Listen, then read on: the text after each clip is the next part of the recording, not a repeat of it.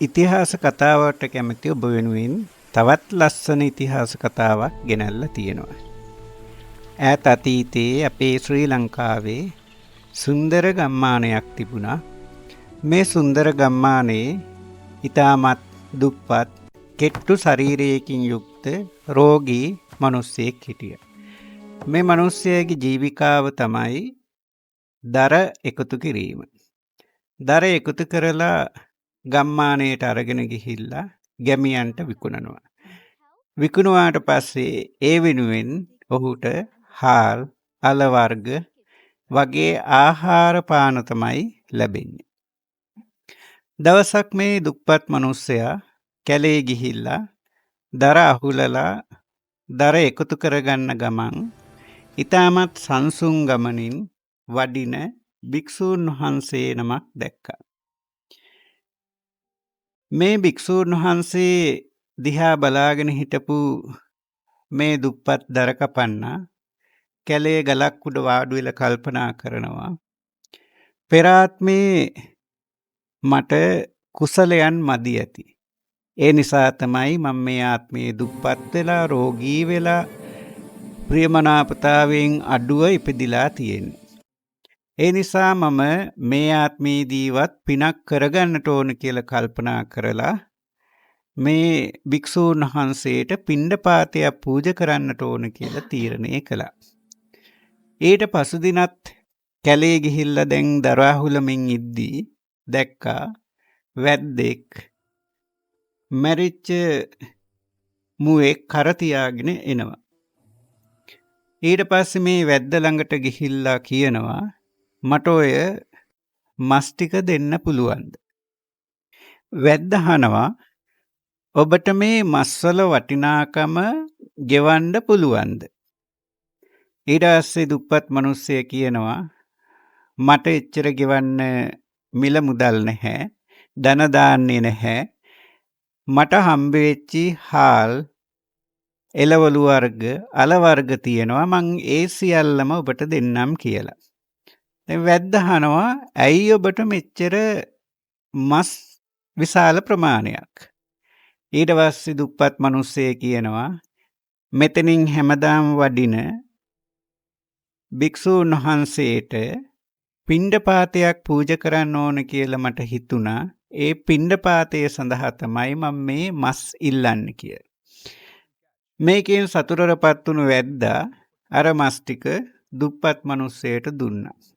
දැන් ඒ දුප්පත් මිනිස්සේ මස් ටිකත් පැත්තකින් තියලා දර අහුලමින් ඉන්නවා. ඉන්නකොට සුපුරුදු වෙලාවටම අර භික්ෂූන් වහන්සේ පිණ්ඩපාතේ වඩිනවා. වඩිනකොට මේ දුප්පත් දර කපන්නා භික්ෂූන් වහන්සේ ළඟට ගිහිල්ලා අහනවා, හෙට මගේ නිවසේ පිණ්ඩපාතයට වඩින්න පුළුවන්ද? අර භික්ෂූන් වහන්සේ බොහෝ මෛත්‍රියෙන් එය බාර අරගෙන එතනින් වැඩම කළා. දැන් මේ දුප්පත් මිනිස්සයා උදේ පාන්දර නැගිටලා දානය පිළියෙල කරලා භික්ෂූන් වහන්සේ වඩිනකම් පාර දිහා ඉතාමත් සතුටින් බලාගෙන ඉන්නවා. සුපුරුදු වෙලාවට මේ භික්ෂූන් වහන්සේ මේ දුප්පත් මිනිස්සෙගේ නිවසට පිණ්ඩපාතේ වැඩියා. මේ දුප්පත් මිනිස්සයා භික්ෂූන් වහන්සේට පිණ්ඩපාතය බෙදලා අවසන් වෙලා වැඳලා ප්‍රාර්ථනාවක් කරනවා. ඔබ වහන්සේ මේ දානේ වළඳලා යම් කාය ශක්තියක් ලබා ගන්නවද, ඒ හා සමාන කාය ශක්තියක් මටත් ලැබේවා කියලා ප්‍රාර්ථනා කරා. මේ දුප්පත් දර කපන්නා පිණ්ඩපාතයේ පූජා කරේ ධම්මරක්කිත මහරහතන් වහන්සේට. ආයුෂ අවසානයේදී මේ දුප්පත් දර කපන්නා මිය පරලොව ගිහිල්ලා මිත්‍ර සෙනවියගේ නැගෙනියගේ කුසේ පිළිසිඳ ගත්තා. ඒ නැගෙනහිර කඩොදර ගම්මානය. තමන්ගේ නැගෙනියට පුත්රුවණක් ලැබුණ කියන ආරංචිය දැනගත්තු මිත්‍ර සෙනවියා දරුවා බැලීමට පැමිණියා. දරුවගේ ශරීර අංග ලක්ෂණ දෙස බැලූ මිත්‍රසෙනෙවියා දැනගත්තා මේ ළමයා බොහෝම කාය ශක්තියෙන් යුක්ත කෙනෙකු බව. දැනගෙන තමන්ගේ නම තියන්නට කියලා නැගිනියකින් ඉල්ලා සිටියා. නිසි වයසට පත් වුණාට පස්සේ එලාර රජ්ජුරුවන්ගේ රාජ්‍ය සේවය සඳහා රැගෙන යනවා කියලා තමයි මිත්‍රසෙනෙවියා නැගිනියට කිව්වේ. ඊළඟට එදා ඉඳලම මේ දරුවාට මිත්‍ර කියන නමින් තමයි හැඳින්වුවේ. වයස අවුරුදු 10 පමණ වෙන විට ළමයා හැමතැනම ඇවිදිනවා. ඒකෙන් බේරා ගැනීම සඳහා මිරිස් ගලේ ගැට ගහලා තිබ්බා. නමුත් මිරිස් ගලත් ඇදගෙන යනවා. උණ පඳුරේ ගැට ගහලා තිබ්බා. උණ පඳුරත් ඇදගෙන යනවා. අසීමිත කාය ශක්තියක් තියෙන නිසා නන්දි කියන නමෙන් හඳුන්වන්න පටන් ගත්තා. එදා ඉඳලම මේ ළමයා නන්දි මිත්‍ර කියන නමින් හැඳින්වුවා.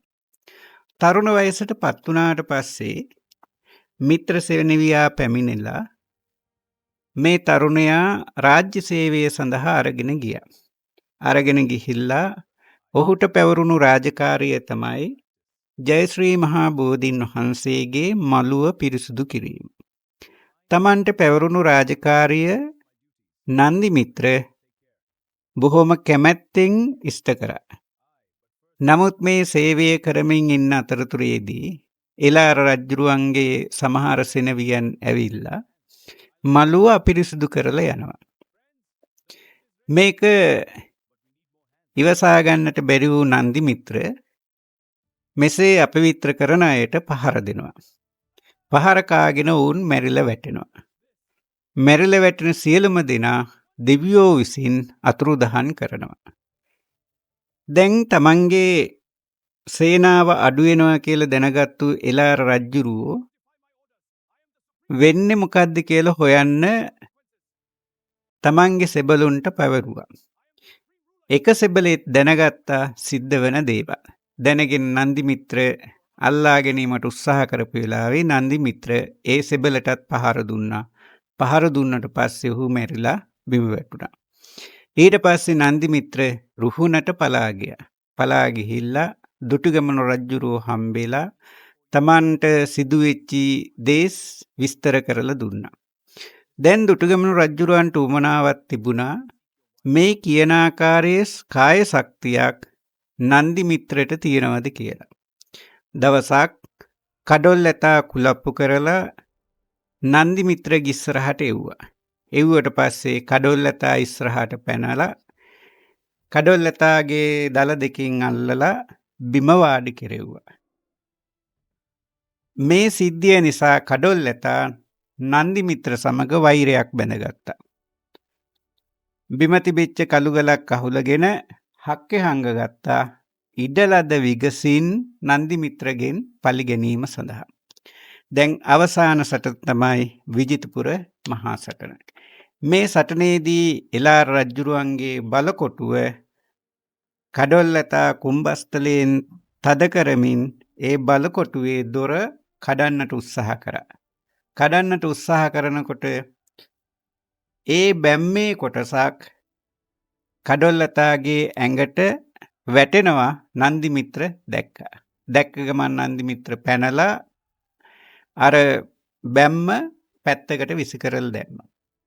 එදා තමයි කඩොල් ඇතා හක්කේ හංගගෙන හිටපු ගල බිම දාලා තමන්ගේ වෛරය අමතක කරලා දැම්මේ. ඒ තරම් කාය ශක්තියකින් හෙබි රට එක්සේසත් කිරීම සඳහා දුටුගැමුණු රජුරවන්ට උදව් කරපු යුද්ධය සඳහා විශාල මෙහෙයක් කරපු දසමහා යෝධයන්ගෙන් කෙනෙක් තමයි නන්දි මිත්‍ර යෝධයා.